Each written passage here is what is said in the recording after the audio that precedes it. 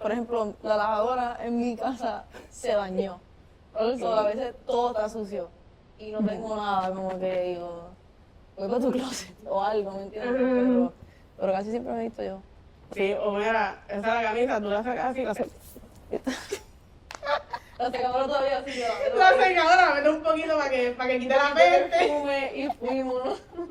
Y me si la camisa con peste a pari, con alcohol, con un poquito de olorcito a secadora. Sudor y un poquito de perfume. Aquí. Está todo el tiempo sudando aquí. Pero es riquísimo. A veces uno se baña y ¿para qué carajo me bañé? Ya está sudando. Full.